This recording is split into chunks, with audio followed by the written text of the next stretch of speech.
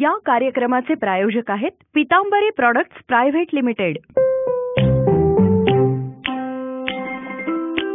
श्रोतेहो नमस्कार. Pitambari products private limited प्रस्तुत मनमोकळ्या गप्पा या कार्यक्रमात मी शिवानी नेमावरकर आपलं स्वागत करते.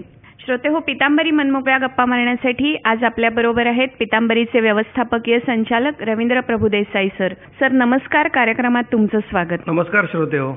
सर, पुन्हा एकदा आपल्याला नांदेडहून उज्ज्वला शेळके मॅडमनी प्रश्न विचारलाय आणि त्या असं विचारतायत की आजकाल माणसामध्ये माणुसकी राहिली नाहीये, तो मोबाईल मध्ये सारखा गुंग असतो, एकंदरच नाती विसरायला लागलाय, त्याबद्दल काय तुम्हाला वाटतं? नमस्कार श्रोतेहो आणि उज्ज्वलाताई तुम्हाला पण नमस्कार. प्रश्न एकदम मार्मिक आहे आणि अगदी आताच्या परिस्थितीवरती बरोबर बोट ठेवणार आहे. मी सुद्धा विचारातच पडलो एकदम. आणि सगळ्यात महत्वाचं म्हणजे कुटुंबावरती ते संस्कार आहेत.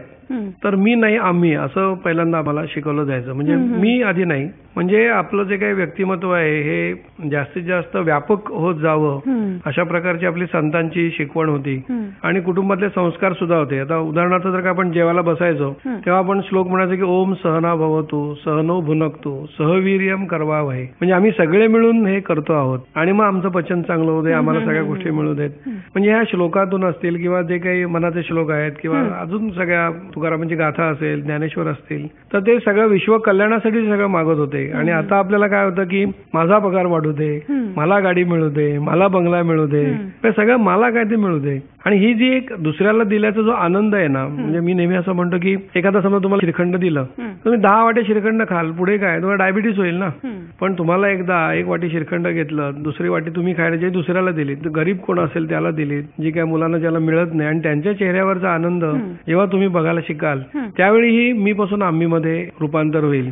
आपण बघतो की माणूस तो एकटा पडतो, स्वतः आधी तो स्वार्थी असल्यामुळे तो एकटा पडलेला असतो आणि जे काही कौटुंबिक किंवा जे काही प्रश्न असतात त्याच्यापासून तो पळत असतो.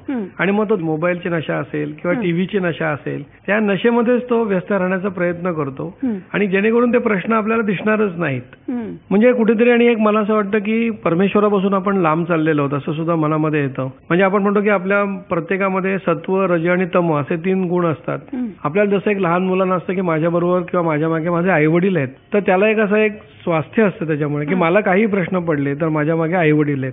तसं प्रत्येकाला त्यांचे संत, गुरु किंवा परमेश्वर आहे ही एक एवढी तरी मोठी त्यांना एक आस्था असायला पाहिजे. आणि जेव्हा आपण नामस्मरण करतो किंवा आपण कुठलं कीर्तन, प्रवचन, त्याच्यामधून आपण आपल्या जे काही 3 गुण म्हटलेले आहेत की तमाकडून रजाकडे आणि रजाकडून सात्विकतेकडे जायला होतं. आणि ही सात्विकता मनामध्ये निर्माण झाली की मग सगळ्यांचं भलं व्हावं अशी चांगल्या प्रकारची भावना निर्माण होते.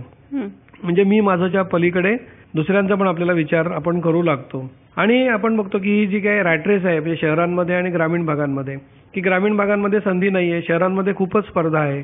तर त्या ह्याच्यामध्ये मला गाडीत बसलंच पाहिजे, मी कसं पोचेन, म्हणजे मग कोण रस्त्यात पडतायत, कोणाला धक्का लागतोय, मला वेळेवरती पोचलं पाहिजे. आणि मग ते काय सगळे अनेक जो लोकसंख्या हा सुद्धा भारताचा मोठा प्रश्न आहे आणि सगळ्यांना नोकऱ्या नाही आहेत, त्याच्यामुळे मग सगळ्यांचं करत बसलं तर आपलंच बघितलं जाणार नाही, मग माझ्या कुटुंबाचं काय होईल, अशा सगळ्या भावनांमधून हे निर्माण होतं असं मला वाटतं.